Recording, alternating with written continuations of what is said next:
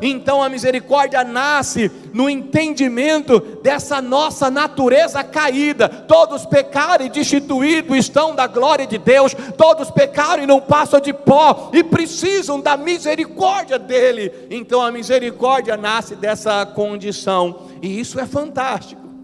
Saber que nós somos pó, mas o Deus que criou todas as coisas, os céus, todo o universo, as galáxias, a que nós conhecemos e as que nós não conhecemos, Ele que fez tudo, que arquitetou o universo, o projeto de todas as coisas, e que também fez o pó, e que do pó nos fez, exerce sobre nós misericórdia. Deus tem misericórdia de mim, Ele tem misericórdia de você, e a misericórdia do Senhor se renova toda manhã. E ai de nós se não fosse a misericórdia do Senhor. Então diga graças a Deus pela misericórdia. Jesus chega e essa cena ocorre no pátio do templo, quando ele ensinava, quando ele instruía, e chegaram até ele com uma mulher que foi pega em adultério. E segundo a lei de Moisés, que nós vamos encontrar lá em Levíticos no capítulo 20, diz que essa mulher tinha que ser apedrejada, porque ela foi pega em adultério. E todos estavam sedentos para ver a morte daquela mulher. Segundo a lei, ela seria morta a pedradas. Às vezes a gente lê a Bíblia e é como se fosse uma história que não aconteceu. Mas imagina você hoje, alguém sendo morto a pedradas, condenado à morte, executado com pedradas. Então a situação da mulher não era uma situação muito fácil de se resolver.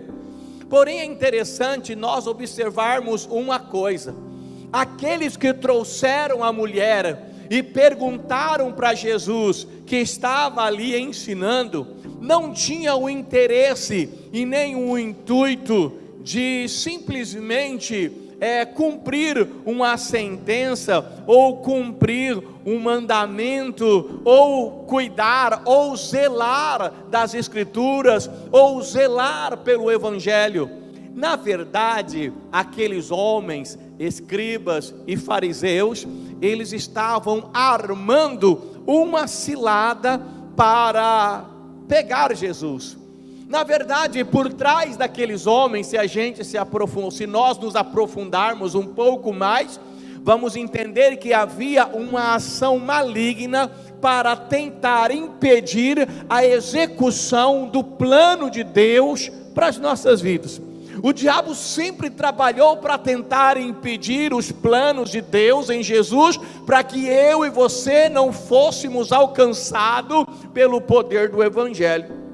Hoje, passado tanto tempo, Jesus Cristo cumpriu o seu papel, a sua missão, subiu aos céus. Somos nós, eu e você, que ainda continuamos escrevendo Atos. Eu e você, com a graça e a bênção de Deus, que estamos trabalhando para levar o Evangelho. E não pense você que o diabo está tranquilo ou satisfeito. Ele está trabalhando o tempo todo e muito irritado para tentar parar. Se ele não acabou com os planos de Jesus, ele tenta parar a igreja, que é a sequência, que é a continuidade, a continuação do plano de Deus aqui na terra para a salvação dos homens.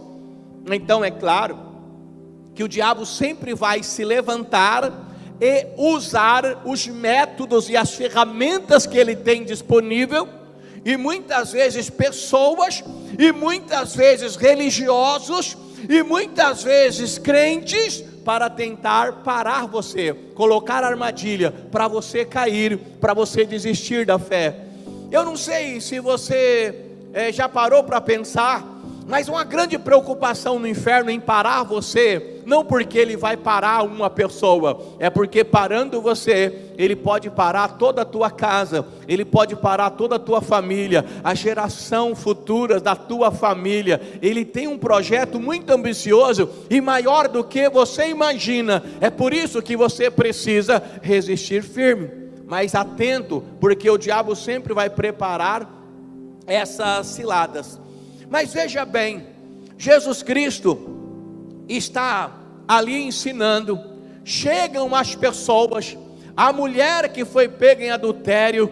Senhor, aqui está a mulher pega em adultério, nós temos que apedrejá-la, diz a lei de Moisés. Jesus Cristo diz a Bíblia, e ele começa a escrever no chão, ele escreve no pó, e ele faz um certo silêncio. Por que a armadilha estava montada? Porque se Jesus dissesse, está escrito na lei, então apedreja essa mulher, ele não mostraria misericórdia, ele não mostraria graça, ele simplesmente seria mais um religioso. E se ele dissesse, não apedreja essa mulher, vamos absolvê-la, ele estava negando as escrituras, deixando de obedecer e automaticamente perdendo a autoridade entre os judeus que o seguiam. Então nós temos outro problema. Se Jesus dissesse, pode matar essa mulher, vamos apedrejá-la, ele seria acusado pelo próprio Império Romano, uma vez que os judeus estavam sendo comandados por Roma, e toda a província comandada por Roma perdia o direito da espada, como eles diziam naquele tempo. Eles não tinham poder para tirar a vida, os judeus não podiam tirar a vida. Isso é bem claro quando eles levam Jesus, eles querem matar Jesus, leva para Pilato, nós não temos o direito de tirar a vida, então você faça isso. Roma faz isso, ou seja, Jesus não poderia condenar a mulher à morte. Se ele disse pode matá-la, ele estaria infringindo a lei de Roma, ele estaria sendo certamente levado e condenado à prisão e até à morte, e isso faria com que ele entrasse numa briga política que não era a missão de Jesus, e automaticamente os planos dele para a nossa vida entrariam e cairiam por água abaixo. Você entendeu que era uma cilada do diabo?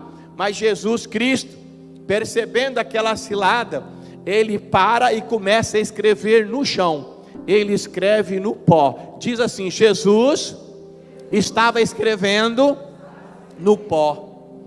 É engraçado, quando nós somos confrontados, quando nos perguntam, quando alguém se levanta contra nós, quando alguém faz algo, quando alguém diz algo, automaticamente nós temos que tomar uma atitude, você tem que responder. Imagina no seu trabalho, na sua casa, na sua vida, no seu casamento, com os seus filhos, acontece algo, pá, aconteceu, você automaticamente tem que tomar uma atitude, tem que dizer algo, tem que demonstrar uma reação. E o que a gente faz? Quando a gente sofre esse impacto, o nosso cérebro automaticamente se prepara, baseado e alicerçado em nossas emoções, que estão estruturadas nas nossas crenças, nossos sentimentos, o que a gente tem vivenciado nos últimos dias, sofrimento, angústia, humilhação, problemas, e logo nós temos que responder rápido com a emoção, e nós nunca respondemos da melhor forma. Jesus usou um silêncio, e esse silêncio, enquanto ele escrevia no chão, era enigmático. Por quê? Porque ele esperava, e como ser humano, quando a gente para, respira e tem que dar uma resposta, entra em ação o nosso lobo frontal, que vai fazer a análise. O nosso cérebro faz a análise para escolher a melhor resposta, a melhor atitude. É claro que tudo que a gente faz tem a emoção envolvida, mas se você parar, respirar e analisar um pouco melhor, haverão respostas melhores. Então, meu irmão, na hora que está bravo, na hora que foi ofendido, na hora que foi atacado, na hora que você tiver que se posicionar, pare, acalme-se e respira. Respira aí, puxa bem fundo. Respira. Calma, analise, aí você vai poder dar uma resposta. Jesus não responde apenas com palavra. Quando ele se baixa e começa a escrever no pó, ele mostra uma postura espiritual de calma, de tranquilidade, um silêncio, enquanto ele analisa toda a situação, porque a resposta não era simples, a resposta não era fácil, mas deixa eu, baseado na Bíblia, conjecturar um pouco. Jesus começa a escrever no pó.